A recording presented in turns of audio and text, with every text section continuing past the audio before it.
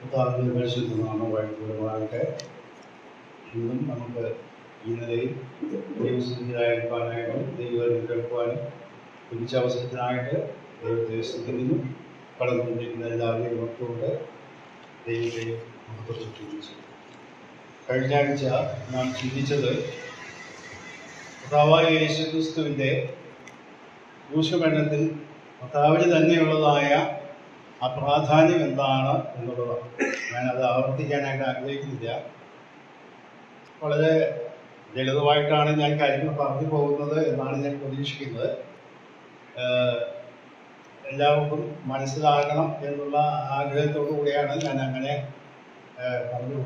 കാരണം എൻ്റെ അഭിപ്രായത്തിൽ വ്യക്തമായിട്ട് പറഞ്ഞാൽ ഒരു സഭാ ഹാളിൽ കൂടി വരുന്ന എല്ലാവർക്കും മനസ്സിലാകാവുന്ന രീതിയിൽ വേണം കാര്യങ്ങളൊക്കെ. ഇവിടുത്തെ കാര്യങ്ങൾ വ്യക്തമായിട്ട് എനിക്ക് അറിഞ്ഞു. ഞങ്ങളുടെ സഭയൊക്കെ നല്ല കഴിവും പ്രാപ്തിയും വിദ്യാഭ്യാസവും ഉള്ള കുറച്ച് പേര് വലിയ വിദ്യാഭ്യാസം ഇല്ലെങ്കിലും കാര്യങ്ങളെ കുറെ മനസ്സിലാക്കാൻ കഴിവുള്ളവരുണ്ട്. ചിലർ ശ്രദ്ധിക്കാത്തവരുണ്ട്. എന്നാൽ എല്ലാവർക്കും മനസ്സിലാകാവുന്ന രീതി, ധ്യാനപരമായ രീതി വേണം നമ്മുടെ പഠനങ്ങൾ എന്നുള്ള വ്യക്തിപരമായ അഭിപ്രായമാണ് എനിക്കുള്ളത്. അതുകൊണ്ടാണ് ഞാൻ കഴിയുന്നതും ലളിതമായ രീതിയിലാണ് കാര്യങ്ങൾ.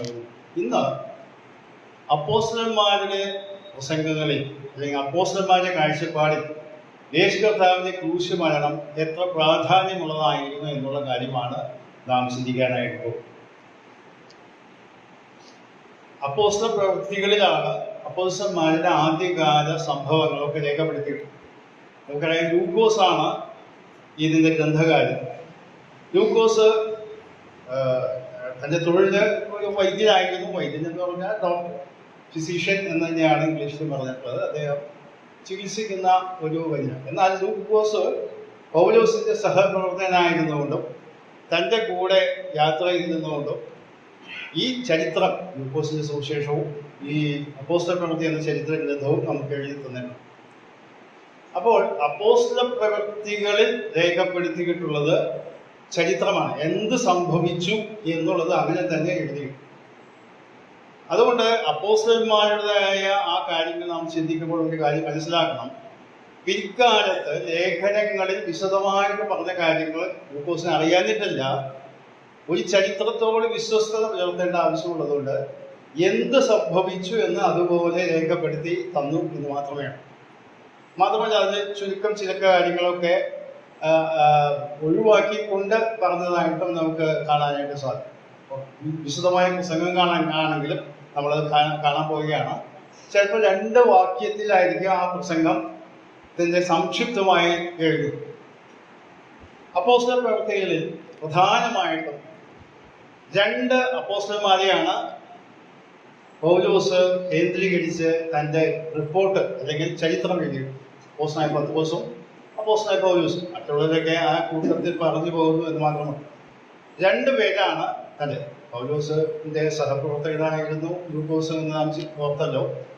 എന്നാൽ പത്രോസിൻ്റെയും പ്രവർത്തനങ്ങൾ കർത്താവായ യേശുക്രിസ്തുവിൻ്റെ പുനരുത്ഥാനത്തിന് ശേഷം പെന്തക്കോസ്ത് നാളിൽ സഭ രൂപം കൊള്ളുന്നത് വരെ തുടങ്ങി ജാതികളോട് സുവിശേഷം അറിയിക്കാൻ ഞങ്ങൾ പോകുകയാണ് എന്ന് പറഞ്ഞ് അവസാനിപ്പിക്കുന്ന 28-ാം അധ്യായം വരെ പ്രധാനമായിട്ടും 2 അപ്പോസ്തലന്മാരെയാണ് ലൂക്കോസ് നമ്മുടെ മുമ്പിൽ അവതരിപ്പിക്കുന്നത്. ഒന്ന് പത്രോസ്, പിന്നെ ഒന്ന് പൗലോസ്. പത്രോസിൻ്റെ 5 പ്രസംഗങ്ങളും പൗലോസിൻ്റെ 5 പ്രസംഗങ്ങളുമാണ് പ്രധാനമായിട്ടും അപ്പോസ്തല പ്രവൃത്തിയിൽ രേഖപ്പെടുത്തിയത്. സാക്ഷ്യങ്ങളൊക്കെ ഉണ്ട്, അതെല്ലാം നമ്മുടെ പ്രസംഗം.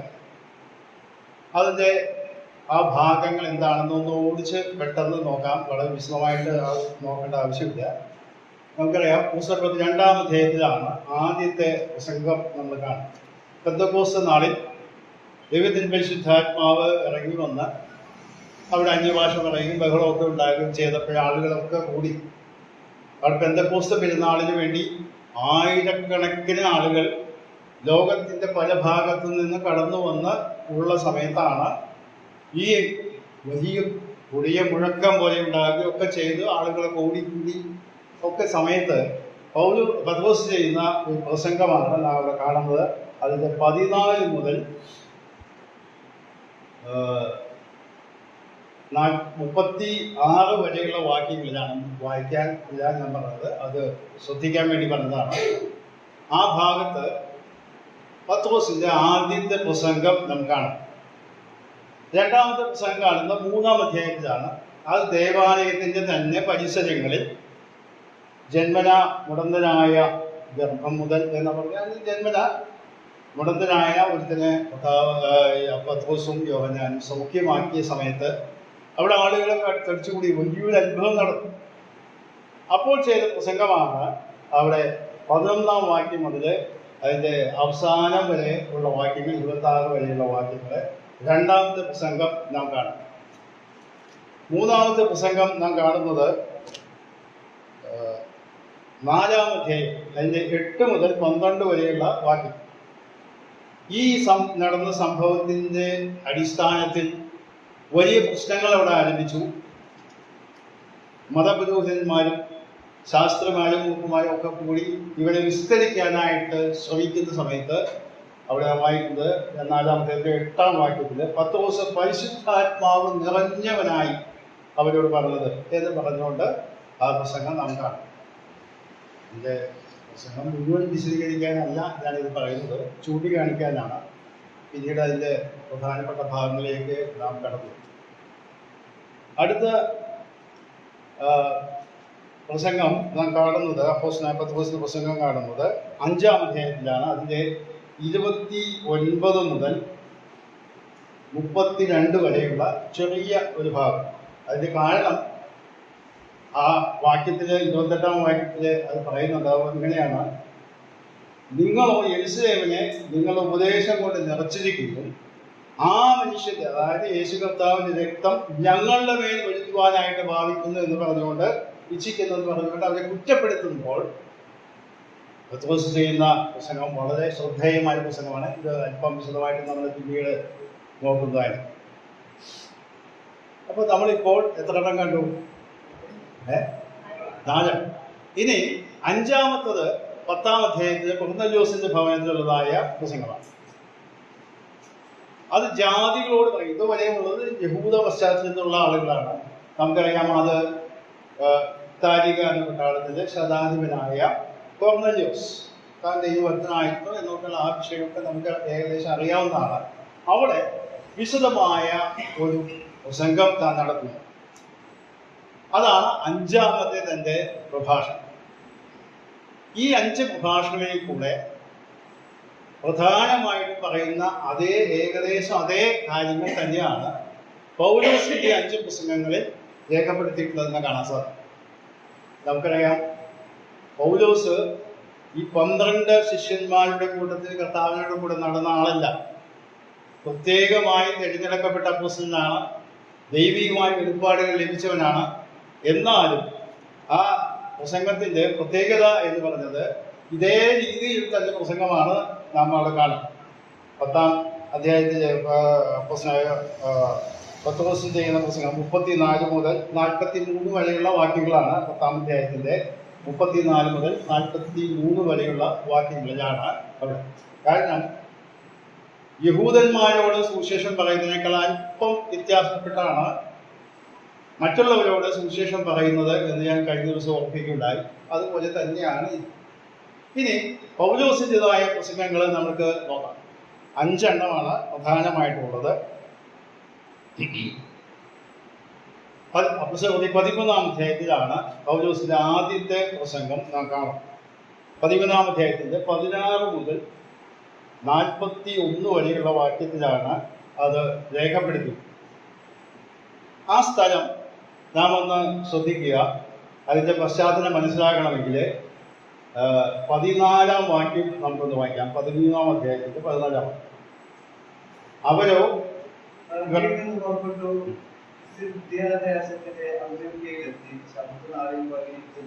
മതി. ഈ സ്ഥലം ശ്രദ്ധിക്കാൻ വേണ്ടിയാണ് പറഞ്ഞത്. പിസിദ്യ ദേശത്തിലെ അന്ത്യോക്യ. നമുക്കറിയാം, വേദപുസ്തകത്തിന്റെ പിന്നിലെ ഒരു മാപ്പുണ്ട്. ആ മാപ്പ് നോക്കിയാൽ 2 അന്ത്യോക്യ കാണാൻ സാധിക്കും. 11-ാം അധ്യായത്തിലെ ഒരു അന്ത്യോക്യയുണ്ട്. അവിടെ വെച്ചാണ് ശിഷ്യന്മാർക്ക് ക്രിസ്ത്യാനികൾ എന്ന പേരുണ്ടായത്. അത് സിറിയയിലെ അന്ത്യോക്യയാണ്. ഇത് പിസിദ്ധ്യാദേശത്തിലെ അന്ത്യോക്യ. പിന്നെ 2 അന്ത്യോക്യ ഉണ്ട്. നമുക്കും നമ്മുടെ നാട്ടിൽ പറയാം, ഒരേ പേരുള്ളതായ പല സ്ഥലങ്ങളുണ്ട്. ഇത് ഇവിടെ അടുത്തുള്ള സ്ഥലമാണ് പുത്തൂര്. കൊല്ലം ജില്ലയിലെ കൊട്ടാരക്കര അടുത്തൊരു പുത്തൂരുണ്ട്. ഇതുപോലെ ഒരേ പേര്. ഞാൻ നെല്ലിക്കുന്ന സ്ഥലത്ത് വെച്ചിട്ടു. കാസർഗോഡും ഒരു നെല്ലിക്കുന്ന്, കൊട്ടാരക്കര നെല്ലിക്കുന്നമുണ്ട്. അപ്പോൾ ഒരേ പേരുള്ള സ്ഥലങ്ങൾ പല സ്ഥലങ്ങളും കാണും. അല്ലെങ്കിൽ അത് ഇതുപോലെ അന്ത്യോക്യ എന്ന് പറഞ്ഞ ഒരൊറ്റ സ്ഥലമേ ഉള്ളൂ എന്നാണ് ചിന്തിക്കരുത്. ഇത് പിസിദ്ധ്യാദേശത്തിലുള്ള അന്ത്യോക്യയിലാണ്. അവിടെ ചെന്നുകൊണ്ട് അവിടെ പള്ളി, അതായത് യഹൂദന്മാരുടെ സുനഗോഗിൽ, അല്ലെങ്കിൽ പള്ളി എന്നാണ് നമ്മുടെ മലയാളത്തിൽ തർജ്ജമ ചെയ്തിട്ടുള്ളത്. പള്ളി എന്ന് പറഞ്ഞാൽ അവരുടെ സുനഗോഗ്, ദേവാലയമല്ല, പ്രാർത്ഥനാ സ്ഥലമാണ്. അവിടെ വചനം ശുശ്രൂഷിക്കും, യാഗങ്ങളോ ഒന്നും ഉണ്ടായിരിക്കില്ല. അങ്ങനെയുള്ള സംവിധാനമുള്ളതാണ് സുനഗോഗ് എന്ന് പറയുന്നത്. അവിടെ ചെയ്ത പ്രസംഗമാണ് ആദ്യത്തേതായിട്ട് നാം കാണുന്നത്. അപ്പോസ്തലനായ പൗലോസിന്റെയാണ് കേട്ടോ. രണ്ടാമത്തേത് 14-ാം അധ്യായത്തിലാണ് നാം കാണുന്നത്. അവിടെ ലുസ്ത്ര എന്ന് പറയുന്ന സ്ഥലത്ത് നടന്ന ഒരു സംഭവമായിട്ടാണ് അത് രേഖപ്പെടുത്തുന്നത്. ലുസ്ത്ര എന്ന് പറയുന്നത് യഹൂദന്മാരല്ലാത്ത ചില ആളുകളാണ്. അതിൻ്റെ പശ്ചാത്തലം നമുക്ക് ഇതിന് മുമ്പ് കാണാൻ സാധിക്കും. അമ്മയുടെ ഗർഭമതം നടന്നിട്ടില്ലാത്ത, മുടന്തനായിട്ട് നടന്നില്ലാത്ത ഒരാളെ സൗഖ്യപ്പെടുത്തിയപ്പോൾ അവിടെയുള്ള ആളുകൾ പറഞ്ഞത്, ദേവന്മാർ മനുഷ്യരൂപത്തിൽ വന്നിരിക്കുകയാണെന്ന് പറഞ്ഞ് അവരൊക്കെ കൂടി പത്രോസിനും കൂടെയുള്ളവർക്കും വേണ്ടി യാഗം കഴിക്കാനായിട്ട് ശ്രമിക്കുമ്പോഴാണ്, പൂജിക്കാനായിട്ട് ശ്രമിക്കുമ്പോഴാണ് പൗലോസ് അവരെ തടഞ്ഞുകൊണ്ട് പറയുന്നത്, അല്ലല്ല, ഞങ്ങൾ നിങ്ങളെപ്പോലൊരു മനുഷ്യരാണ്, നിങ്ങളിത് ചെയ്യരുത് എന്ന് പറഞ്ഞുകൊണ്ട് ഈ കർത്താവിനെ കുറിച്ചുള്ള സുവിശേഷം അവിടെ പറയുന്നതായിട്ട് കാണാൻ സാധിക്കും. ഇത് യഹൂദന്മാരുടെ പള്ളിയല്ല, അല്ലാത്തൊരു സ്ഥലമാണ്. ബർന്നബാസും പൗലോസും കൂടെ ആണ് ആ കാര്യം ചെയ്തതായിട്ട് നമുക്ക് പറയാം. അവിടെ പറയുന്നത് സുവിശേഷത്തിന്റെ പ്രത്യേകത, പഴയ നിയമ കാര്യങ്ങളൊന്നും ധരിക്കുന്നില്ല. ആകാശവും ഭൂമിയും ഉണ്ടാക്കിയ ദൈവത്തെക്കുറിച്ചും ആ ദൈവത്തിൻ്റെ നന്മകൾ അനുഭവിച്ച നമുക്ക് കർത്താവായ യേശു ക്രിസ്തുവിലൂടെ ലഭിക്കുന്നതായ കാര്യങ്ങളെ പ്രകീർത്തിച്ചുകൊണ്ടാണ് ആ പ്രസംഗം. എന്നാൽ പിന്നീട് മറ്റു സ്ഥലത്ത് നിന്ന് വന്ന യഹൂദന്മാർ വന്ന് ഇവിടെ തടസ്സം ചെയ്തു, അത് പ്രശ്നങ്ങളൊക്കെ ഉണ്ടായി എന്ന് നാം ഇവിടെ കാണുന്നു. മൂന്നാമത്തെ പ്രസംഗം 17-ാം അധ്യായത്തിലാണ്.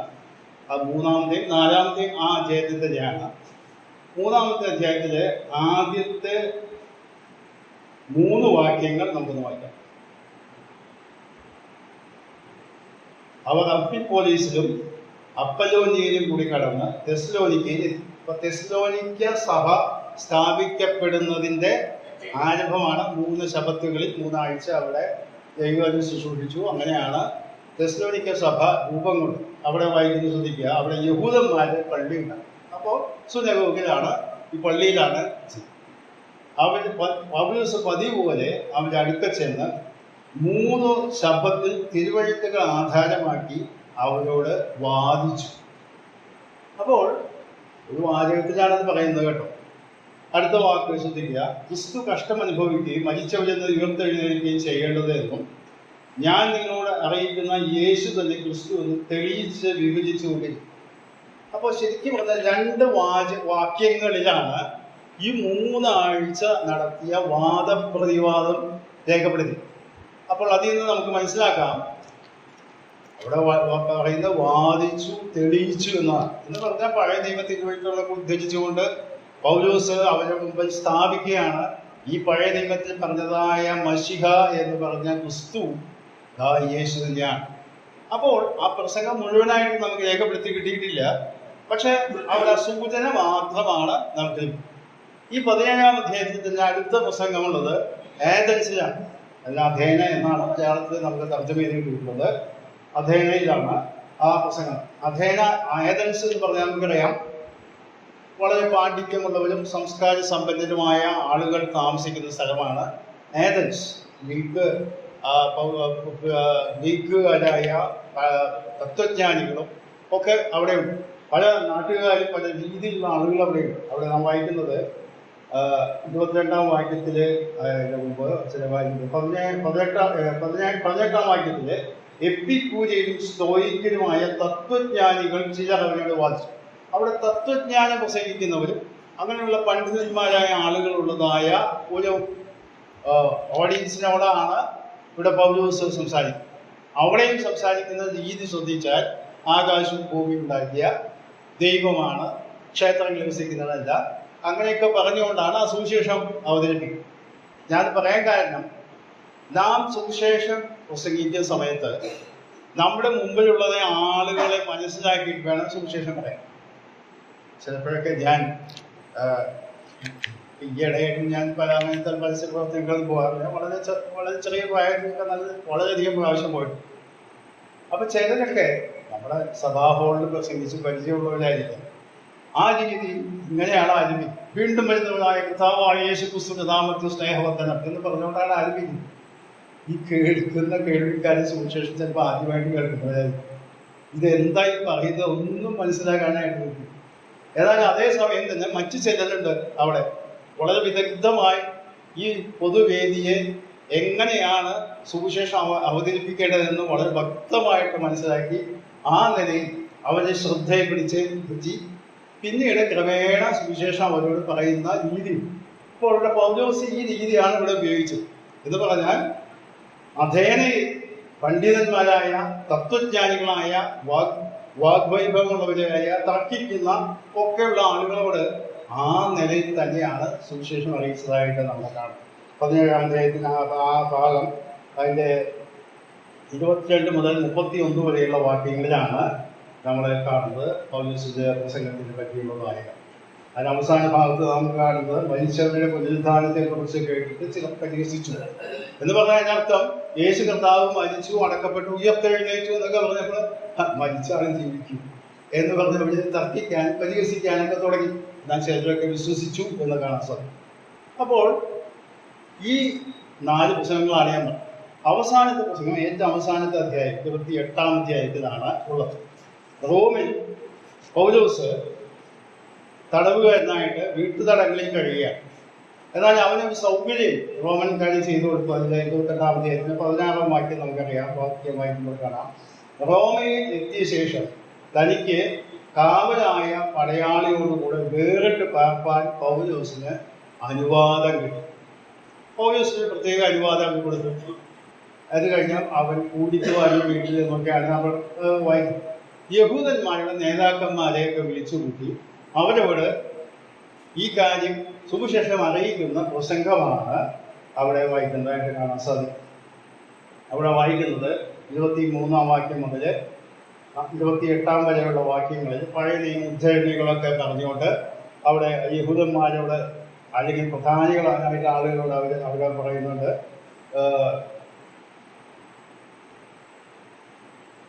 ഈ വ്യക്തികളോട് ഇതൊക്കെ പറഞ്ഞപ്പോഴും അവരാരും ഇത് അംഗീകരിച്ചില്ല. അപ്പോൾ ഈ ചരിത്ര ഗ്രന്ഥമാണെങ്കിലും ഒരു പ്രത്യേക രീതിയിലാണ് അപ്പോസ്തല പ്രവൃത്തികളുടെ രേഖ അവസാനിക്കുന്നത്. പിന്നെ എങ്ങോട്ടാ പോയത്, എവിടേക്കാ പോയത് ഒന്നും തന്നെ എഴുതാതെ ഇങ്ങനെ പ്രസംഗങ്ങൾ പ്രവൃത്തികൾ തുടർന്നു പോകും എന്ന് പറഞ്ഞുകൊണ്ട് അപ്പോസ്തല പ്രവൃത്തി അവിടെ അവസാനിക്കുന്നതായിട്ട് കാണാം. എന്നാൽ അവസാനത്തെ പ്രസംഗത്തിൽ പൗലോസ് ചെയ്ത പ്രധാനപ്പെട്ട ഒരു പ്രഖ്യാപനം അതിൻ്റെ 27-ാം വാക്യത്തിൻ്റെ അവസാന ഭാഗവും 28-ാം വാക്യം. പരിശുദ്ധാത്മാവ് യെശയ്യാ പ്രവാചകൻ മുഖാന്തരം നിങ്ങളുടെ പിതാക്കന്മാരോട് പറഞ്ഞിരിക്കുന്നത് ശരി തന്നെ എന്ന് പറഞ്ഞാൽ ഇവരുടെ യഹൂദന്മാരോട് പറയുന്ന കാര്യമാണ്. നിങ്ങളുടെ ചെവി കൊണ്ട് കേട്ടിട്ട് നിങ്ങൾ ഗ്രഹിക്കുന്നില്ല, നിങ്ങൾ കണ്ടിട്ട് കാണുന്നില്ല എന്നൊക്കെ പറയുന്ന കാര്യം പറഞ്ഞുകൊണ്ട് പറയാണ്. ഇത്രയും തെളിവായിട്ട് പ്രഗത്ഭനായ പൗലോസ് വിശദീകരിച്ചു കൊടുത്തിട്ടും അത് അംഗീകരിക്കാൻ കഴിയാതെ വന്നപ്പോഴേ പറഞ്ഞതാണ്. അടുത്ത വാക്ക് ശ്രദ്ധിക്കുക. ആകയാൽ ദൈവം തൻ്റെ ഈ രക്ഷ ജാതികൾക്ക് അയച്ചിരിക്കുന്നു, അവർ കേൾക്കും എന്ന് നിങ്ങൾ അറിഞ്ഞു. ഇത് 2 കൊല്ലം കൂടെ അവിടെ താൻ താമസിക്കുകയും ഈ കാര്യങ്ങളൊക്കെ ചെയ്യുകയും ചെയ്തതായിട്ടൊക്കെ നാം വായിക്കുന്നു.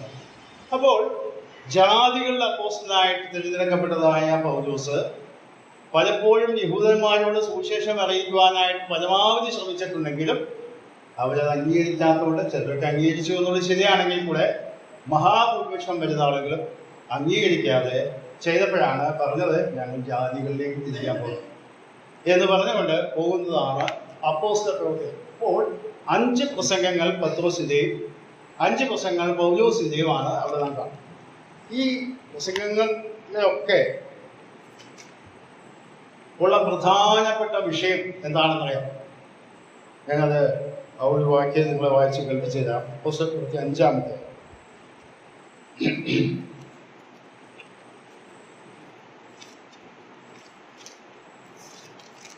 അധ്യായത്തിൻ്റെ 31-32 വാക്യം. ഇസ്രായേലിന്റെ മാനസാന്തരവും പാപമോചനവും നൽകുവാൻ ദൈവം അവനെ പ്രഭുവായും രക്ഷിതാവായും തന്റെ വലങ്കയ്യാൽ ഉയർത്തിയിരിക്കുന്നു. ഈ വസ്തുതയ്ക്ക് ഞങ്ങളും ദൈവം തന്നെ അനുസരിക്കുന്നവർക്ക് നൽകിയ പരിശുദ്ധാത്മാവും സാക്ഷികളാകുന്നുണ്ട്. അപ്പോൾ അപ്പോസ്തലന്മാരുടെ പ്രസംഗങ്ങളിൽ പ്രധാനപ്പെട്ട വിഷയം എന്ന് പറയുന്നത് ഇസ്രായേലിന് വേണ്ടി മാനസാന്തരം പാപമോചനം നൽകുവാൻ ദൈവം അയച്ച വ്യക്തിയാണ് കർത്താവായ യേശുക്രിസ്തു. അവനെ പ്രഭുവായും രക്ഷിതാവായും ഉയർത്തിയിരിക്കുന്നു. ഈ കാര്യത്തിന് ഞങ്ങളും പരിശുദ്ധാത്മാവും സാക്ഷികളാണ്. അപ്പോൾ അപ്പോസ്തല പ്രവൃത്തികളുടെ പ്രധാന ഇതിവൃത്തം എന്ന് പറയുന്നത് യേശു കർത്താവിൻ്റെ മരണവും പുനരുദ്ധാനത്തിനും ഞങ്ങൾ സാക്ഷികളാണ് എന്നുള്ളതാണ് ഈ അപ്പോസ്തല പ്രവൃത്തികളുടെ പ്രധാനമായ വിഷയം. അതുകൊണ്ട് ഈ പൗലോസും പത്രോസും ഒക്കെ പ്രസംഗിച്ചതിൻ്റെ പ്രധാനപ്പെട്ട കാര്യം എന്ന് പറഞ്ഞാൽ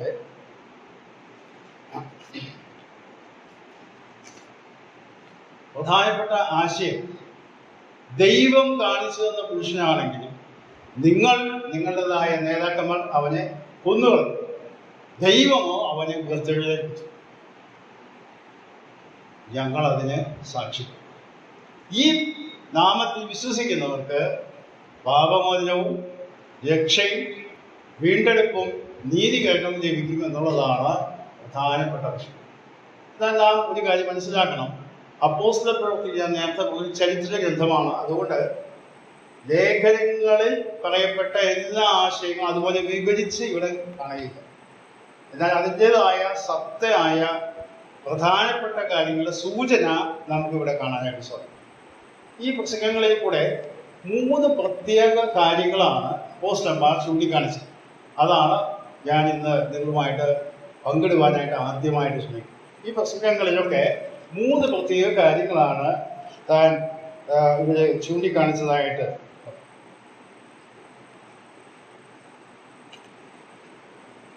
യഹൂദന്മാരായിട്ടുള്ള ആളുകളുടെ നേതാക്കന്മാർ ദുഷ്ടത മുഖാന്തരം കർത്താവിനെ കൊന്നുകളഞ്ഞു. ദൈവത്തിന്റെ ആ മുന്നറിവിന് പ്രകാരമുള്ള കാര്യങ്ങളൊക്കെ പ്രവാചകന്മാർ പറഞ്ഞത് ഇതൊക്കെ വെളിപ്പെടുത്തിയിട്ടുണ്ടെങ്കിലും അത് അംഗീകരിക്കാൻ നിങ്ങൾക്ക് തയ്യാറായില്ല. എന്നാൽ ദൈവമോ അവനെ ഉയർത്തെഴുന്നേൽപ്പിച്ച് ഞങ്ങൾ അതിനെ സാക്ഷികളാണ്. നമുക്കറിയാം, സുവിശേഷം എന്ന് പറയുന്നത് എന്താണെന്ന് വളരെ വ്യക്തമായിട്ട് പല സ്ഥലങ്ങളിലും പൗലോസ് രേഖപ്പെടുത്തി. ഒരു വാക്യം മാത്രം ഞാൻ വായിച്ചു കേൾപ്പിച്ചത് 1 Corinthians 15 അതിൻ്റെ 3 മുതൽ 5 വരെയുള്ള വാക്യം. 1 Corinthians 15 3 മുതൽ 5 വരെ. അതിൻ്റെ മുമ്പുള്ള പറയുന്നത്, ഞാൻ ഇന്ന വിധം നിങ്ങളോട് സുവിശേഷിച്ചിരിക്കുന്നു എന്ന് നിങ്ങൾ ഓർപ്പിക്കും. ക്രിസ്തു നമ്മുടെ പാപങ്ങൾക്ക് വേണ്ടി തിരുവെഴുത്തുകളിൽ പ്രകാരം മരിച്ചു അടക്കപ്പെട്ടു. തിരുവെഴുത്തുകളിൽ പ്രകാരം 3-ാം നാൾ ഉയർത്തെഴുന്നേറ്റു. കേഫാവിനെ പിന്നെ 10 പ്രത്യക്ഷനായി. എന്നിങ്ങനെ ഞാൻ ഗ്രഹിച്ചത് തന്നെ നിങ്ങൾക്ക് ആദ്യമായി ഗ്രഹിച്ചു. അപ്പോൾ സുവിശേഷം എന്ന് പറഞ്ഞാൽ അപ്പോസ്തലന്റെ ഭാഷയിൽ പഴയ തിരുവെഴുത്തുകളിൽ പറയപ്പെട്ട പ്രവചനങ്ങളൊക്കെ നിവർത്തിച്ച് മരിച്ചു അടക്കപ്പെട്ടു ഉയർത്തെഴുന്നു. ഈ കാര്യങ്ങളാണ് ഇവരുടെ പ്രസംഗ വിഷയത്തിൻ്റെ പ്രധാനപ്പെട്ട സംഭവം. ഈ കാര്യം പറയുമ്പോൾ ഒരു കാര്യം കൂടെ അവിടെ പറയുന്നുണ്ട്. ഇങ്ങനെ മരിച്ച് അടക്കപ്പെട്ടെങ്കിലും അതിന് ദൈവികമായ ഒരു ഉദ്ദേശം കൂടെ ഉണ്ടായി. അത് നിങ്ങൾ തിരിച്ചറിയണം എന്നുള്ളതാണ് ആദ്യത്തെ കാര്യം. രണ്ടാമതായിട്ട് ഈ പ്രസംഗങ്ങളിലെ കാതലായ വിഷയം എന്ന് പറയുന്നത്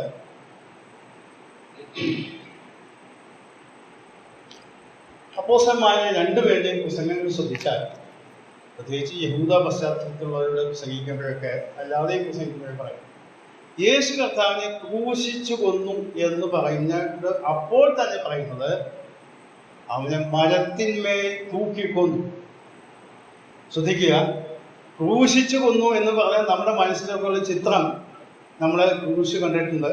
ഒരു ഇംഗ്ലീഷ് ആൽഫബറ്റിലെ ടി, ക്യാപിറ്റൽ ടിയുടെ മോൾ ഭാഗം അല്പം പൊന്തി, അതാണ് നമ്മുടെ മുമ്പിലുള്ളതായ ക്രൂശ്. അത് ചരിത്രത്തിൽ അങ്ങനെയൊക്കെ തന്നെയാണ് ഉള്ളത്. അങ്ങനെ ആയിരിക്കാനാണ് സാധ്യത. വേദപുസ്തകത്തിൽ അതിന് കൃത്യമായ ഒരു തെളിവൊന്നും നമുക്ക് നൽകിയിട്ടില്ല.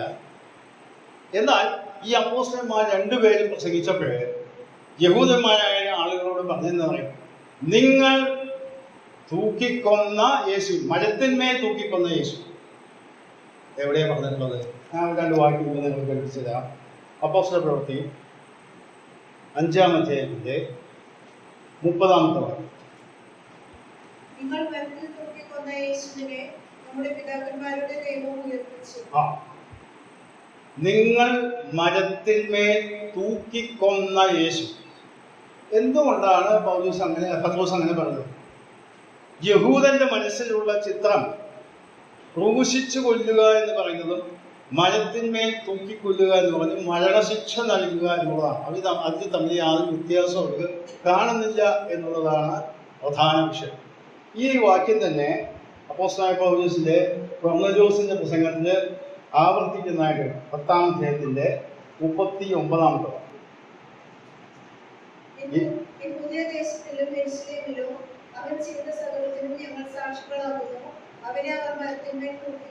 മതി, അവർ അവനെ മരത്തിന്മേൽ തൂക്കിക്കൊന്നു. ശ്രദ്ധിക്കുക, ക്രൂശിച്ചു എന്നും പറയുന്നുണ്ട്, മരത്തിന്മേൽ തൂക്കിക്കൊന്നു എന്ന് പറയും. പൗലോസിന്റെ പ്രസംഗത്തിലും ഇതേ കാര്യം ഇതിനെ കാണാം. അപ്പോസ്തല പ്രവൃത്തി 13-ാം അധ്യായം അതിന്റെ 29-ാമത്തെ വാക്യം.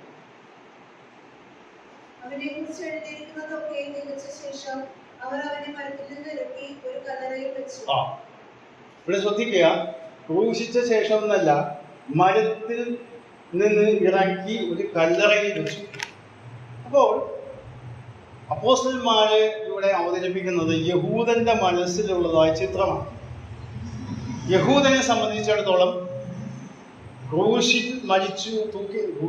ക്രൂശിച്ചു കൊന്നു എന്ന് പറയുന്നതും ഒരു വ്യക്തിയെ മരത്തിന്മേൽ തൂക്കിക്കൊന്നു എന്ന് പറയുന്നതും ഒന്ന് തന്നെയാണ്. അതുകൊണ്ടാണ് അവർ മശീനെ അംഗീകരിക്കാൻ ബുദ്ധിമുട്ടുള്ളത്. കാരണം അവരുടെ മനസ്സിൽ കിടക്കുന്ന ഒരു ആശയം. ആവർത്തന പുസ്തകം 21-ാം അധ്യായം നമുക്ക് പരിചയമുള്ള വാക്യമാണെങ്കിലും നമുക്കത് വായിക്കാം. ആവർത്തന പുസ്തകം 21-ാം അധ്യായത്തിന്റെ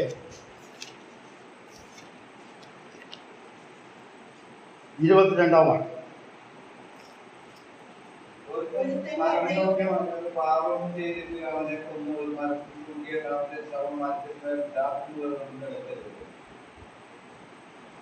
അന്ന് തന്നെ അത് കുഴിച്ചിടണം. തൂങ്ങി മരിച്ചവൻ ദൈവസന്നിധിയിൽ ശാപഗ്രസ്തനാകും. ഈ വാക്യം ഉദ്ധരിച്ചുകൊണ്ടാണ് ഗലാത്യ ലേഖനത്തിലെ പൗലോസ് എഴുതുന്നത്, മരത്തിന്മേൽ തൂങ്ങുന്നവനെല്ലാം ശപിക്കപ്പെട്ടവൻ എഴുതിയിരിക്കുന്ന പോലെ ക്രിസ്തു നമുക്ക് വേണ്ടി ശാപമായി. അപ്പോൾ യഹൂദനെ സംബന്ധിച്ചിടത്തോളം മരണശിക്ഷ കൊടുത്തത് ക്രൂശിൽ തറപ്പിച്ചാണ് കൊന്നത് എന്ന് പറയുന്നതും മരത്തിന്മേൽ തൂക്കിക്കൊന്നു എന്ന് പറയുന്നതും യാതൊരു വ്യത്യാസവുമില്ല. സുവിശേഷങ്ങൾ നാം 4 വായിച്ചാലേ ക്രൂശീകരണത്തിന്റെ രീതി ഒന്നും അവിടെ എഴുതിയിട്ടില്ല. ശ്രദ്ധിച്ചു നോക്കിയാൽ അറിയാം. ഒരു വാചകത്തിലാണ് അവിടെ പറയുന്നത്. എന്ന് പറയുമ്പോൾ അവനെ പീഡിപ്പിച്ച കാര്യം, തല്ലിയ കാര്യം, കുത്തിയ കാര്യം, ഇതൊക്കെ വിശദമായിട്ട് പറയുന്നുണ്ടെങ്കിലും ക്രൂശിച്ച രീതിയെക്കുറിച്ച് വിശദമായിട്ട് എഴുതിയിട്ടില്ല. അവിടെ അവർ അവനെ ക്രൂശിച്ചു. 2 കള്ളന്മാരും അതിന് ക്രൂശിച്ചു. ഒറ്റ വാചകം മാത്രമേ ഉള്ളൂ. അത് എന്തുകൊണ്ടാണെന്നറിയാമോ? ഇത് എഴുതിയ സമയത്ത് ഈ ക്രൂശിച്ചു എന്നൊരു വാചകം എഴുതിയാൽ ആ വായനക്കാർക്കൊക്കെ അറിയാം എന്താ സംഭവിച്ചിട്ടുള്ളത്. ഇവിടെ യഹൂദനെ സംബന്ധിച്ചിടത്തോളം ക്രൂശിൽ മരിക്കുന്നതും തൂക്കിക്കൊല്ലുന്നതും രണ്ടും മരണശിക്ഷ കൊടുത്തതിന് തുല്യമാണ്. മാത്രമല്ല, മരത്തിന്മേൽ തൂക്കി, നാം ആവർത്തന പുസ്തകത്തിൽ വായിക്കുന്ന പോലെ തൂങ്ങി മരിച്ചവൻ ശാപഗ്രസ്തനാണ്. അപ്പോൾ എന്താ ശാപം? ഞാൻ നേരത്തെ കഴിഞ്ഞ ദിവസം ഓർപ്പിക്കുകയുണ്ടായി. ശാപം എന്ന വാക്കിന്റെ അർത്ഥം ശിക്ഷാവിധിക്ക് യോഗ്യനായ കുറ്റവാളിയാണ്. മരണശിക്ഷയ്ക്ക് വിധിക്കപ്പെട്ട കുറ്റവാളിയാണ് ശപിക്കപ്പെട്ടവൻ എന്ന വാക്കിന്റെ അർത്ഥം, അല്ലെങ്കിൽ ശാപഗ്രസ്തൻ എന്ന വാക്കിന്റെ അർത്ഥം. അപ്പോൾ നമുക്കറിയാം, ഉൽപ്പത്തി പുസ്തകത്തിലെ രണ്ടാം അധ്യായത്തിൽ ദൈവം ആദമും ഹവയോട് പറയുമ്പോൾ ഈ കനി തിന്നുന്ന നാളിൽ നീ മരിക്കും എന്ന് പറഞ്ഞാൽ പാപത്തിന്റെ ശിക്ഷയായിട്ട് മരണമാണ് അവിടെ വെച്ചത്. അതിൻ്റെ തുടർഫലമായിട്ട് നമുക്കറിയാം, ഭാഗങ്ങൾ അറിയാവുന്നതുകൊണ്ട് ഞാൻ എടുത്ത് വായിക്കുന്നില്ല എന്നുള്ളൂ. നിന്റെ നിമിത്തം ഭൂമി ശപിക്കപ്പെട്ടിരിക്കുന്നു എന്നൊക്കെ പറഞ്ഞുകൊണ്ട് അവരെ പിന്നീട് ചെയ്തതെന്താ, ഏദൻ തോട്ടത്തിൽ നിന്ന് പുറത്താക്കി കളഞ്ഞു. പൂർണ്ണമായും ദൈവിക സാന്നിധ്യം നഷ്ടപ്പെട്ടവരായി തീർന്നു അവർ. അപ്പം മരണം എന്ന് പറഞ്ഞാൽ രണ്ടർത്ഥത്തിലുണ്ട്. ആത്മീക മരണവുമുണ്ട്, ശാരീരിക മരണം. ആത്മീക മരണം അപ്പോൾ തന്നെ സംഭവിച്ചു, ശാരീരിക മരണം പിന്നാലെ അവർക്ക് അനുഭവിക്കാനുണ്ട്. അപ്പോൾ മരണം എന്ന് പറയുന്നത് പാപത്തിന്റെ ഫലമായ ശാപമാണ്. അതാണ് ഇവിടെ കർത്താവിനെ ഇവിടെ ഏൽപ്പിച്ചത്. നമുക്ക് അപ്പോസ്തല പ്രവൃത്തി എന്ന് വായിക്കുമ്പോൾ അറിയാം, യേശു കർത്താവിനെ തറപ്പിച്ചു കൊന്നു. നെയിൽഡ് ഹിം എന്നാണ്, ആണി തറച്ചു കൊന്നു. എത്ര ആണി തറച്ചു കർത്താവ്?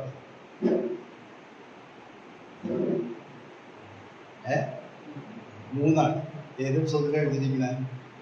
വേദപുസ്തകത്തിൽ ഒരു സ്ഥലത്ത് എഴുതിയിട്ടില്ല 3 ആണികളാണ് തറച്ചു കൊന്നത്. നമ്മുടെ പാട്ടൊക്കെ പാടും 3 ആണികൾ. അത് നമ്മുടെ മനസ്സിൽ ഇങ്ങനെ പ്രസംഗങ്ങളും പുസ്തകങ്ങളൊക്കെ എഴുതിയിട്ട് വന്നിട്ടുള്ള ഒരു ആശയം. 3 ആണികൾ ഒരു മരത്തിലാണ് തൂക്കുന്നതെങ്കിൽ, ഒറ്റ മരത്തടിയിലാണ് തൂക്കുന്നതെങ്കിൽ 3 ആണി ആവശ്യമില്ല, 2 ആണി ആവശ്യമുണ്ട്. 2 കൈയും ഇരുന്ന് വെച്ച് മുകളിൽ കുത്തി ആ കാലിൽ ഒരാണി. ഞാനിത് ശ്രദ്ധിക്കാൻ കാരണം, ചില വർഷങ്ങൾക്ക് മുമ്പ് യഹോവയുടെ സാക്ഷികൾ എന്ന് പറയുന്ന ഒരു ഗ്രൂപ്പുണ്ട്. അവരെ ഒരു അവിടങ്ങളൊക്കെ ഇടയ്ക്കിടയ്ക്ക് വരാറുണ്ട്, ഇവിടെയും വരുന്നുണ്ടായിരിക്കും. അവരൊരു പുസ്തകം തന്നു. ഞാൻ അവരോട് ചോദിച്ച് വാങ്ങിച്ചതാണ്. അവരാദ്യം തരാനായിട്ട് വിളിച്ചു. പിന്നീട് ഞാൻ ചോദിച്ചപ്പോൾ അവർ പറഞ്ഞിട്ട് സൈറ്റിൽ തപ്പിയാൽ കിട്ടും, ഞങ്ങളുടെ ഇത്. ഞാൻ പറഞ്ഞല്ല, നിങ്ങളുടെ കൈ പുസ്തകം ഉണ്ടെങ്കിൽ താ എന്ന് ഞാൻ പറഞ്ഞപ്പോൾ പുസ്തകം തന്നു. അതിൽ അവർ എഴുതിയിരിക്കുന്നത്, ക്രിസ്ത്യാനികൾ എന്ന് പറയുന്ന ആളുകൾ, നമ്മളെ മാത്രം ഉദ്ദേശിച്ചല്ല, പൊതുവെയാരെ മാത്രമല്ല, ക്രിസ്ത്യാനികൾ പൊതുവെ ക്രിസ്മസ് ആഘോഷിക്കുന്നത് ഡിസംബർ 25, അന്ന് ക്രിസ്മസ്, അന്നല്ല യേശു ജനിച്ചത്. നമ്മളും അത് അംഗീകരിക്കുന്നു.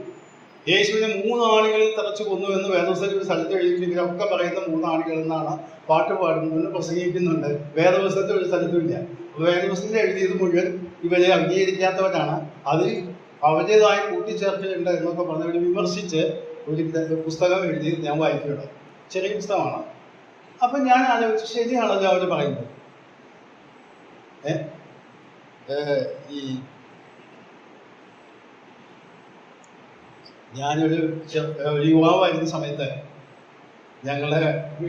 ഞങ്ങളെ സ്വന്തം ഇളയപ്പൻ്റെ വീട്, ഞങ്ങളുടെ വീട് അടുത്തടുത്താണ്. അപ്പോൾ അന്നും ഈ യഹോവയുടെ സാക്ഷികൾ വീട് കയറുന്നത്. അപ്പം ഇങ്ങനെ പറഞ്ഞപ്പോൾ എൻ്റെ അടുത്തുള്ളത് എൻ്റെ അപ്പൻ്റെ അനുജൻ്റെ ഭാര്യ ഇളയമ്മ പറഞ്ഞു, ഇവരോട് പറഞ്ഞു, നിങ്ങളിതൊക്കെ പറഞ്ഞു തരുന്നൊരു കാര്യമില്ല. കർത്താവ് മധ്യാകാശത്ത് വരുമ്പോൾ നിങ്ങളൊന്നും എടുക്കപ്പെടില്ല. ഉടനടി എന്ന് ചോദിക്കും, മധ്യാകാശത്തിലാണ് കർത്താവ് വരുന്നത് എവിടെ പറഞ്ഞില്ല. അപ്പോൾ ഈ ഞങ്ങളുടെ എൻ്റെ ഇളയമ്മ കുറച്ച് പ്രായപ്രസവയാണ്, 10-60 വയസ്സ് കാണാൻ വന്ന്. അത് പറഞ്ഞു, അത് മധ്യാകാശത്ത് വരുന്നതാണല്ലോ ദിവസം ചോദിക്കുന്നത്. അപ്പൊ എന്നോട് അല്ലടാ എന്ന് ചോദിച്ചു. എനിക്കറിയില്ല ചേട്ടാ, മധ്യാകാശത്തിലാണ് വരുന്നതെന്ന്. ആകാശത്തിൽ വരുമെന്ന് പറഞ്ഞു. അപ്പോൾ ഒരു വാക്കുമ കയറി പിടിച്ച് തർക്കിക്കാൻ ഉള്ളവരാണ് ഈ അവിടെ സാക്ഷി. അതിൽ വലിയൊരു കാര്യമുള്ള കാര്യമൊന്നുമില്ല. അവർ പറഞ്ഞു മധ്യാകാശം, ആകാശത്തിന് മധ്യത്തിൽ നോക്കിയ വേദപുസ്തകത്തിൽ എവിടെ എഴുതിയിരിക്കുന്നു. അപ്പോൾ അന്ന് മതി ഞാൻ ചിന്തിക്കാൻ തുടങ്ങി. നമ്മൾ പലപ്പോഴും പറയുന്ന കാര്യങ്ങൾ എല്ലാം വേദപുസ്തകത്തിലുള്ളതാണ്. നമ്മൾ കേട്ട് പരിചയിച്ച് പറയും. അപ്പോൾ യേശു കർത്താവിനെ ക്രൂശിൽ തറച്ചപ്പോൾ 3 ആണിയാണോ 2 ആണിയാണോ എന്ന് നമുക്ക് കർത്താവിനെ തറപ്പിച്ചു കൊന്നു എന്നുള്ളത് ശരിയാണ്, ക്രൂശിച്ചു എന്ന് പറഞ്ഞത് ശരിയാണ്. എന്നാൽ യഹൂദനെ സംബന്ധിച്ചിടത്തോളം ക്രൂശിൽ തറച്ചു കൊല്ലുന്നതും മരത്തിൽ തൂക്കിക്കൊല്ലുന്നതും ഒന്നില്ല. അതിൻ്റെ അർത്ഥം യേശു കർത്താവിൻ്റെ മരണം ഒരു ശാപമരണമായിരുന്നു. യേശു കർത്താവ് പാപം ചെയ്തിട്ടല്ല, പാപമില്ലാത്തവനായിരുന്നു. പക്ഷേ എന്തുകൊണ്ട് ശാപമരണം? നമുക്ക് പകരമായി പാപികളായ നമ്മുടെ ശാപമേറ്റുകൊണ്ട് നമുക്ക് പകരക്കാരനായിട്ട് മരിച്ചപ്പോഴാണ് യേശു കർത്താവ് ക്രൂശിൽ ശാപമരണം അല്ലെങ്കിൽ മരത്തിന്മേൽ ശാപമരണം ഏറ്റത്. ഈ കാര്യമാണ് അവരെ ഊന്നി പറഞ്ഞത്. അതിൻ്റെ അർത്ഥം ആ സമയത്ത് തന്നെ അപ്പോസ്തലന്മാർക്ക് ബോധ്യമായിരുന്നു യേശു കർത്താവിന്റെ മരണം എന്ന് പറയുന്നത് പാപപരിഹാരത്തിനായിട്ടുള്ള ഒരു മരണമാണ്. മനുഷ്യവർഗത്തിന്റെ ശാപം ഏറ്റുകൊണ്ട് മരിക്കുന്ന ഒരു മരണമാണ് എന്നാണ് ഇവർ പറഞ്ഞത്. രണ്ടാമത്തെ ഭാഗം. മൂന്നാമത്തെ ഭാഗത്തേക്ക് ഞാൻ പെട്ടെന്ന് കിടക്കട്ടെ, സമയം മുമ്പോട്ട് പോകുന്നു. അവിടെ കാണുന്നത് ഉയർത്തെഴുന്നേൽപ്പ് എന്ന വിഷയമാണ്. ഉയർത്തെഴുന്നേൽപ്പ് എന്ന വിഷയത്തില് മരിച്ചവർക്കാണല്ലോ ഉയർത്തെഴുന്നേൽപ്പുണ്ട്. അപ്പൊ മരണം സംഭവിച്ചാലാണ് ഉയർത്തെഴുന്നേൽപ്പ്.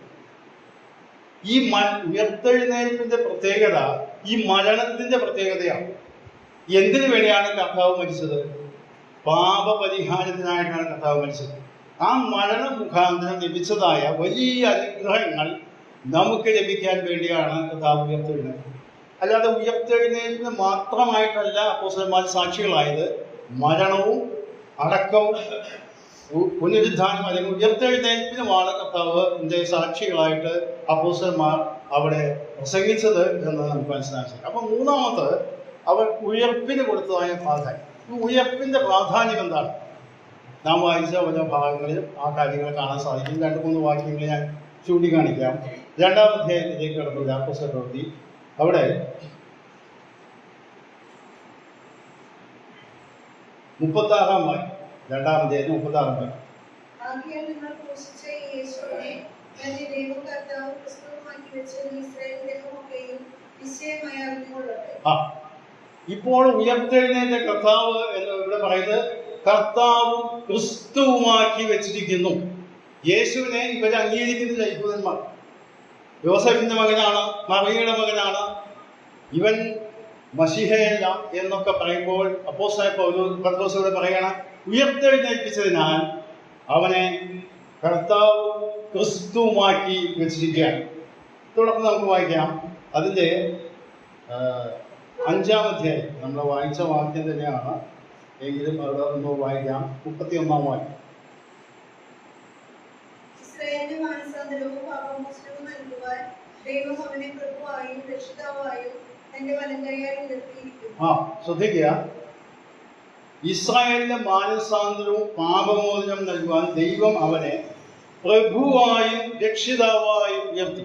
അപ്പോൾ ഉയർത്തെഴുന്നേറ്റ കർത്താവിന്റെ അവസ്ഥ അവിടെ പറയുന്നത് പ്രഭുവായും രക്ഷിതാവുമായും ഉയർത്തപ്പെട്ടവനാണ് കർത്താവ്. ഫിലിപ്പിയ ലേഖനം വായിക്കുമ്പോൾ നമുക്കറിയാം, അതുകൊണ്ട് ദൈവം അവനെ ഏറ്റവും ഉയർത്തെഴുന്നേറ്റ കർത്താവിനെ കുറിച്ച് ഫിലിപ്പിയർ ലേഖനത്തിലെ അപ്പോസ്തലൻ പൗലോസ് പറയുന്നതാണ്, ഏറ്റവും ഉയർത്തി സകല നാമത്തിൽ മേലായ നാമത്തിൽ. ഇവിടെ അതേ ആശയമാണ് ഇവിടെ പത്രോസ് പ്രസംഗിക്കുന്നത്. തന്റെ വലം കൈയാൽ ഉയർത്തി പ്രഭുവും രക്ഷിതാവുമായി. മാത്രമല്ല തന്നെ അനുസരിക്കുന്നവർക്ക് നൽകുന്ന പരിശുദ്ധാത്മാവ്, ദൈവത്തിന്റെ പരിശുദ്ധാത്മാവും ഉയർത്തെഴുന്നേറ്റ കർത്താവാണ് എല്ലാവർക്കും നൽകുന്നത് എന്നും കൂടെ സമർത്ഥിച്ചുകൊണ്ടാണ് അവിടെ 4-ാം അധ്യായത്തിന്റെ 12-ാം വാക്യം. മറ്റൊരുത്തനിലും രക്ഷയില്ല, നാം രക്ഷിക്കപ്പെടുവാൻ ആകാശത്തിന് കീഴിൽ മനുഷ്യരുടെ ഇടയിൽ നൽകപ്പെട്ട വേറൊരു നാമവും. ഇവിടെ ഉയർത്തെഴുന്നേറ്റ കർത്താവിന്റെ നാമം എന്ന് പറയുന്നത്, നാമം എന്ന വാക്കുകൊണ്ട് ഉദ്ദേശിക്കുന്നത് യേശു കർത്താവിന്റെ വ്യക്തിത്വം, പാപപരിഹാര വിധി, ഉയർത്തെഴുന്നേൽപ്പ് എല്ലാം ഉൾക്കൊണ്ടുകൊണ്ടാണ് ആ വാക്ക് ഉപയോഗിക്കുന്നത്. അപ്പൊ യേശു കർത്താവിന്റെ നാമത്തിൽ വിശ്വസിക്കുക എന്ന് പറഞ്ഞാൽ യേശു ക്രിസ്തു എന്ന വ്യക്തിയുടെ വ്യക്തിത്വത്തെ അംഗീകരിക്കണം. മാത്രമല്ല പാപമോചനം അംഗീകരിക്കണം, അതിന്റെ മരണം അംഗീകരിക്കണം, ഉയർത്തെഴുന്നേൽപ്പ് അംഗീകരിക്കുന്നവർക്കാണ് ഈ പാപമോചനം നൽകപ്പെടുന്നത്, രക്ഷിക്കപ്പെടുക എന്ന വാക്കുകൊണ്ട് ഉദ്ദേശിക്കുന്നത്. ആകാശത്തിന് കീഴിൽ മനുഷ്യരുടെ ഇടയിൽ നൽകപ്പെട്ട മറ്റൊരു നാമവുമില്ല. ഈ വാക്ക് പല ആവർത്തിച്ച് അപ്പോസ്തലന്മാർ പ്രസംഗിച്ചതാണ്. ഉയർത്തെഴുന്നേറ്റ കർത്താവിന്റെ ശ്രേഷ്ഠത എന്താണ്? ആ നാമത്തിലാണ് മാനസാന്തരവും പാപമോചനവും പരിശുദ്ധാത്മാവിനെത്തി. ഉയർത്തെഴുന്നേൽപ്പിന് വലിയ പ്രാധാന്യം അപ്പോസ്തലന്മാർ കൊടുത്തതായിട്ടാണ് ഞാൻ കാണുന്നത്.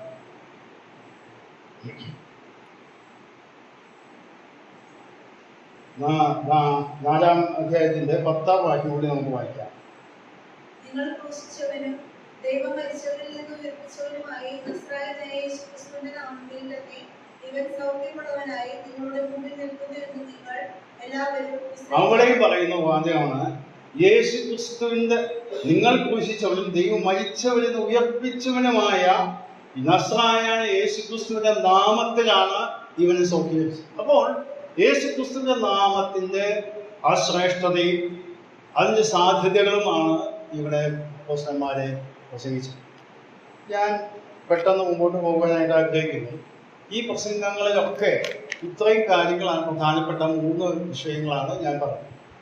എന്നാൽ ലേഖനങ്ങളിലേക്ക് വരുമ്പോഴും യേശു കർത്താവിന്റെ ക്രൂശ് മരണത്തെ വളരെ ശക്തമായിട്ട് അവതരിപ്പിക്കുന്നതായിട്ട് നമുക്ക് കാണാൻ സാധിക്കും. ഞാൻ ഈ വിഷയം പഠിച്ചുകൊണ്ടിരുന്നപ്പോഴാണ് എൻ്റെ ശ്രദ്ധയിൽ കടന്നു വന്നത്. ക്രൈസ്തവ വിശ്വാസത്തിന്റെ അടിസ്ഥാനം എന്ന് പറയുന്നത് തന്നെ യേശു ക്രിസ്തുവിന്റെ മരണം, പുനരുത്ഥാനം, ഉയർത്തെഴുന്നേൽപ്പ്, ആ പാപമോചനം ഒക്കെയാണ്, മറ്റൊന്നുമില്ല. ഇത് നാം മനസ്സിലാക്കണം, വ്യക്തമായിട്ട് മനസ്സിലാക്കേണ്ടതാണ്.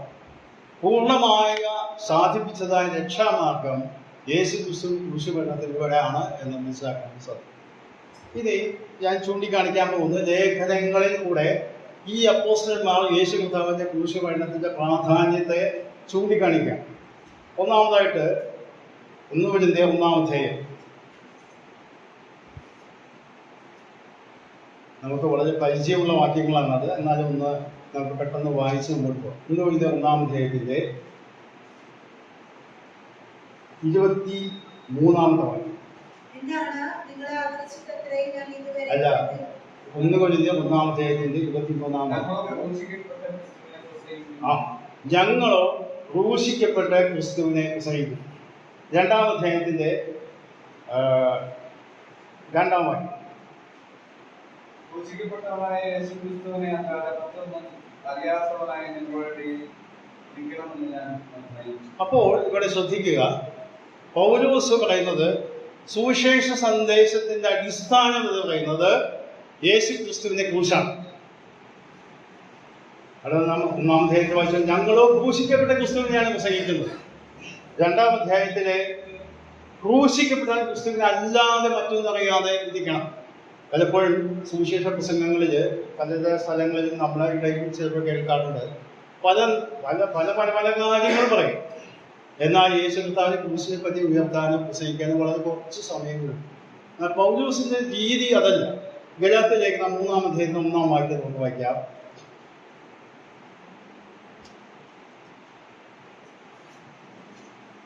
ബുദ്ധിയില്ലാത്ത ഗലാത്യരെ, യേശു ക്രിസ്തു ക്രൂശിക്കപ്പെട്ടവനായി നിങ്ങളുടെ കണ്ണിന് മുമ്പിൽ വരച്ചു കിട്ടിയിരിക്കെ നിങ്ങളെ ക്ഷുദ്രം ചെയ്ത് മയക്കിയതാ. ഗലാത്യ ലേഖനം 3-ാം അധ്യായത്തിന് 1-ാം വാക്യം.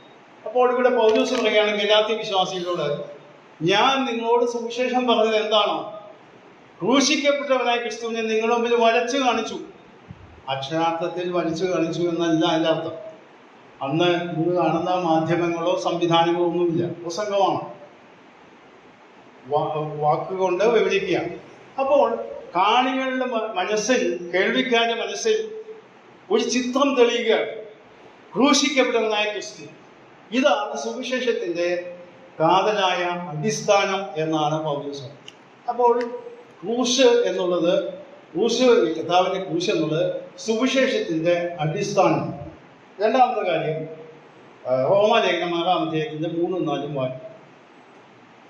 റോമാലേഖനം 6-ാം അധ്യായത്തിന്റെ 3-4 വാക്യം.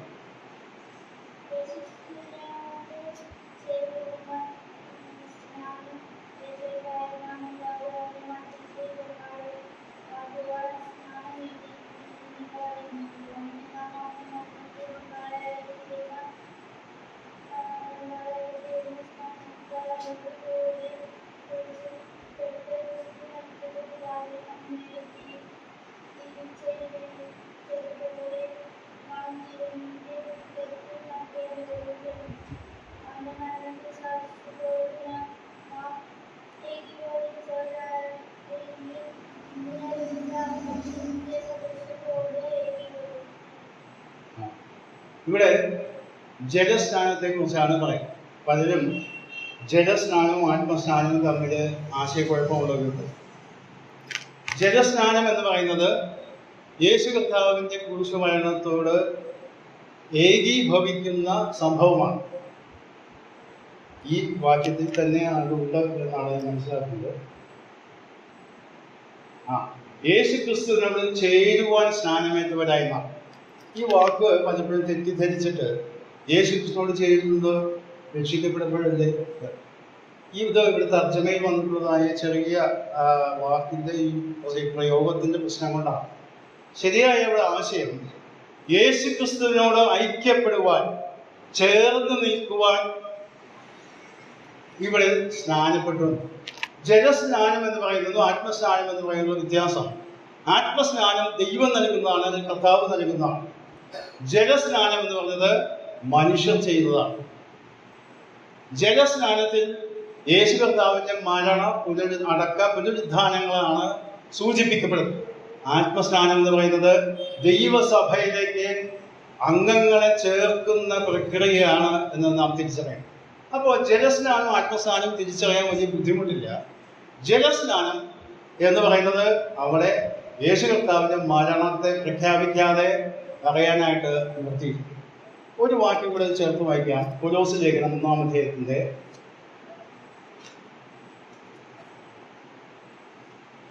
2-ാം അധ്യായത്തിൻ്റെ 12. കൊലോസ്യർ 2:12. സ്നാനത്തിൽ നിങ്ങൾ അവനോടുകൂടെ അടക്കപ്പെടുകയും അവനെ മരിച്ചവരുടെ ഇടയിൽ നിന്ന് ഉയർത്തെഴുന്നേൽപ്പിച്ച ദൈവത്തിൻ്റെ വ്യാപാര ശക്തിയുള്ള വിശ്വാസത്താൽ അവനോടുകൂടെ നിങ്ങളും ഉയർത്തെഴുന്നേൽക്കുകയും ചെയ്യും. ഈ വിഷയത്തെ അല്പം വിശദീകരണം ഞാൻ നിങ്ങൾക്ക് നൽകാം എന്ന് ഞാൻ വിചാരിക്കും. ജലസ്നാനം എന്ന് പറയുന്നത് ഞാൻ മരിച്ചു യേശു കർത്താവിനോടുകൂടെ ജലത്തിൽ ഞാൻ ജലത്തിൽ അടക്കപ്പെടുമ്പോൾ മുങ്ങുമ്പോൾ യേശു കർത്താവിൻ്റെ മരണത്തിൽ ഞാനും പങ്കാളിയായി അടക്കപ്പെട്ടു. ഉയർത്തെഴുന്നേൽക്കും വെള്ളത്തിൽ നിന്ന് പുറത്തു കഴിയുമ്പോൾ നാം പ്രഖ്യാപിക്കുന്നത് ഞാൻ കർത്താവിനോട് കൂടെ ഉയർത്തെഴുന്നേറ്റു ജീവന്റെ പുതുക്കത്തിൽ നടക്കാനായിട്ട് തയ്യാറായി. പലപ്പോഴും ഈ സ്നാനത്തെക്കുറിച്ച് പല തെറ്റായ ആശയങ്ങൾ നമ്മുടെ മധ്യത്തിൽ തന്നെ പ്രചരിപ്പിക്കപ്പെടുന്നു. ചിലർ പറയുന്നത് പരസ്യ സാക്ഷ്യമാണ് അത് നമ്മൾ ചെയ്യുന്നത്. അത് ഒരർത്ഥത്തിൽ ശരിയാണെങ്കിൽ കൂടെ ഞാനൊരു കാര്യം പറയട്ടെ. ഇവിടെ 6-ാം അധ്യായത്തിൽ, റോമലേഖനം 6-ാം അധ്യായത്തിൽ വായിക്കുന്നത് യേശു ക്രിസ്തുവിനോട് ഐക്യപ്പെടുവാൻ, ചേർന്ന് നിൽക്കുവാൻ ഞാൻ തയ്യാറായി എന്ന് മറ്റുള്ളവരോട് പ്രഖ്യാപിക്കുന്നു എന്നാണ്. എൻ്റെ ഓർമ്മ ശരിയാണെങ്കിൽ ഞങ്ങളൊക്കെ സ്ഥാനപ്പെട്ടപ്പോൾ അന്ന് ആനക്കുളം എന്ന് പറയുന്ന സ്ഥലമുണ്ട് കാലത്ത്, അവിടെയാണ് ഒരു സ്ഥാനപ്പെട്ടത്. അതൊരു പരസ്യ സ്ഥലമാണ്. എന്നാൽ ഇന്ന് അങ്ങനെ ആരും സ്ഥാനപ്പെടാറ്. ഇപ്പം എല്ലാം മിക്കവാറും സഭാമുറിയുടെ സ്ഥാനങ്ങളിൽ ഇവിടെ ഞാൻ എനിക്ക് അറിഞ്ഞൂടാ. ഇവിടെ പുഴയിലാണ്. ഏതായാലും ഭൂരിഭാഗം സ്ഥലങ്ങളിലും ഈ പുൾപിറ്റിൻ്റെ അടിയിൽ തന്നെയാണ് സ്റ്റേജ് ഈ സ്നാനത്തിനുള്ള സംവിധാനം ചെയ്യുന്നത്. അപ്പം മിക്കവാറും ആരും കാണുന്നില്ല, പബ്ലിക് കാണുന്നില്ല. ഈ സ്നാനപ്പെടുമ്പോൾ ഞാൻ എന്നോട് പ്രഖ്യാപിക്കണം, ഞാൻ മരിച്ചിരിക്കുകയാണ്, ഞാൻ ഇനി എനിക്കായിട്ടല്ല ജീവിക്കുന്നത്, യേശു ക്രിസ്തുവിന് വേണ്ടി ജീവിക്കുവാനായിട്ടുള്ള ആ തീരുമാനമാണ് ഞാൻ ചെയ്തിരിക്കുന്നത്. ഞാൻ ആദ്യം എന്നോട് പ്രസ്താവിച്ചിട്ട് വേണം ലോകത്തോട് പ്രസ്താവിക്കാൻ. ഇന്ന് സ്നാനം എന്ന് പറയുമ്പോൾ പലപ്പോഴും ഞങ്ങൾ സ്നാനത്തിനായിട്ട് സാക്ഷ്യം പറയുന്ന ആളുകളോട് വ്യക്തിപരമായി സംസാരിക്കും. എന്തുകൊണ്ടാണ് സ്നാനപ്പെടുന്നത്? അപ്പോൾ അവർ പറയും കർത്താവിൻ്റെ കൽപ്പനയുണ്ട്. അത് ശരിയാണ്, കർത്താവിൻ്റെ കൽപ്പനയുണ്ടല്ലോ. മറ്റൊരു ചിലർ പറയുന്നത് നിങ്ങൾ പ്രാദേശിക സഭയുടെ അംഗങ്ങളാകാൻ, കർത്തൃമേശയിൽ പങ്കെടുക്കാൻ. അതും ശരിയാണ്. എന്നാൽ പ്രധാന കാരണം ഇതല്ല. ഞാൻ മരിച്ചു, കർത്താവിനോടുകൂടെ അടക്കപ്പെട്ടു, ഉയർത്തെഴുന്നേറ്റ് ഇനി ഞാൻ എനിക്കായിട്ടല്ല കർത്താവിന് വേണ്ടി ജീവിക്കാൻ ഞാൻ സമർപ്പണം ചെയ്തിരിക്കുന്നു എന്നുള്ള പ്രഖ്യാപനമാണ്. ഇത് നാം പറയുമ്പോൾ ഇന്ന് കാലത്ത് പലർക്കും മനസ്സിലാകാത്ത 3, 4, 5 തലമുറയൊക്കെ ആയിരുന്നു. എന്നാൽ ഇത് എഴുതുന്ന കാലത്ത് 1-ാം നൂറ്റാണ്ടിൽ അല്ലെങ്കിൽ നമ്മുടെയൊക്കെ പിതാക്കന്മാരുടെയൊക്കെ പൂർവ്വ ചരിത്രങ്ങളൊക്കെ നമുക്ക് പലതും അറിയാം, പുസ്തകങ്ങളൊക്കെ നാം വായിച്ചു. അന്ന് അവർ ജലത്തിൽ സ്നാനപ്പെട്ട് മുമ്പോട്ട് കടന്നു വന്നാൽ സമൂഹത്തിൽ അവർ നിഷ്കാസിതരാണ്, വീട്ടിൽ നിന്ന് പുറത്താക്കപ്പെടുന്നു, ചിലരെ സ്വത്തോ ഒന്നും കൊടുക്കാതെ അടിച്ചിറക്കുന്നു, ഒറ്റപ്പെട്ടവരായി നിർത്തുന്നു. എന്ന് പറഞ്ഞാൽ അവനെടുക്കുന്ന തീരുമാനം അവൻ്റെ ജീവിതത്തിൽ വലിയ മാറ്റങ്ങൾ വരുത്തുന്നതാണ്. ഒരു ഉദാഹരണം ഞാൻ പഴയ നിയമത്തിൽ കാണിച്ചുകൊണ്ട് നിങ്ങൾക്ക് അത് വെളിപ്പെടുത്താമെന്ന് വിചാരിക്കുന്നു. പുറപ്പാട് പുസ്തകം 32-ാം അധ്യായം. അതിൻ്റെ ഗൗരവം മനസ്സിലാക്കണമെങ്കിൽ പുറപ്പാട് പുസ്തകം 32-ാം അധ്യായം. ആ 32-ാം അധ്യായത്തിൻ്റെ പശ്ചാത്തലം നമുക്കറിയാം. മോശ സീനായി പർവ്വതത്തിൽ കയറിയിരുന്ന കർത്താവ് ദൈവം അവന് 10 കൽപ്പനകളും അതുപോലെ ഒരു ന്യായപ്രമാണമൊക്കെ കൊടുത്തുകൊണ്ടിരിക്കുന്ന സമയത്താണ്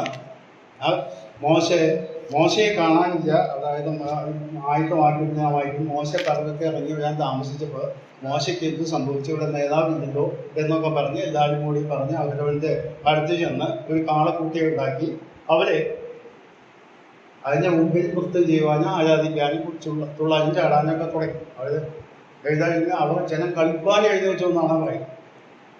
ദൈവം അത് മനസ്സിലാക്കി മോശയോട് പറഞ്ഞു, നിന്റെ ജനം വഴിതെറ്റിപ്പോയി, വേഗം ചെന്ന് കാര്യങ്ങളെ ക്രമീകരിക്കുക എന്ന് പറഞ്ഞിട്ട് വന്നപ്പോൾ ആ 32-ാമത് ചരിത്രം അറിയാവുന്നതോടെ ഞാൻ ഓടിച്ച് പറഞ്ഞതേ ഉള്ളൂ. 32-ാം അധ്യായത്തിൻ്റെ 26-ാം വാക്യം ഒന്ന് നമുക്ക് വായിക്കാം.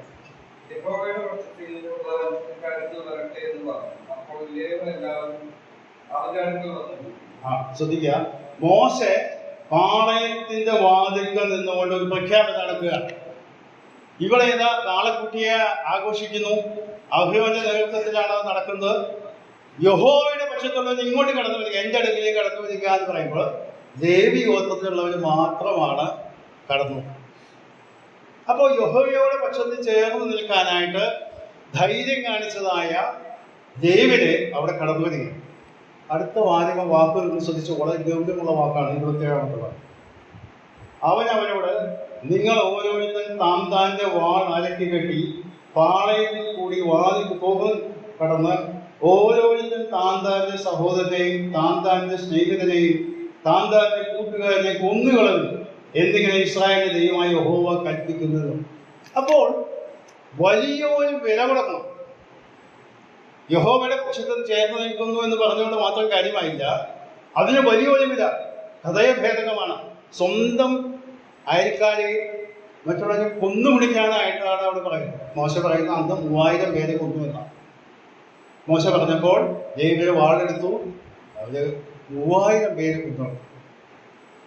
വളരെ ഗൗരവമായിട്ടുള്ള ഒരു വിഷയമാണ്. യഹോവയോട് ചേർന്ന് നിൽക്കണം.